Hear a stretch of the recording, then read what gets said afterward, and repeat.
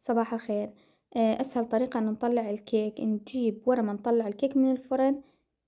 هاي خاولي، أو فد شي ننقعه وصلة أي شي. ننقعه ونخليه جوا القالب مدة دقيقتين بس.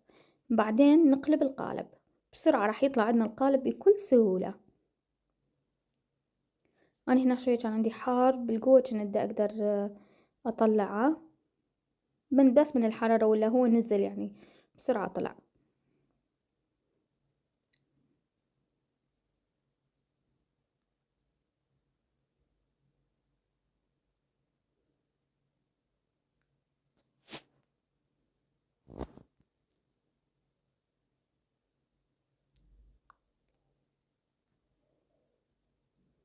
استعانيت بالمنشفة طبعا مرة ثانية.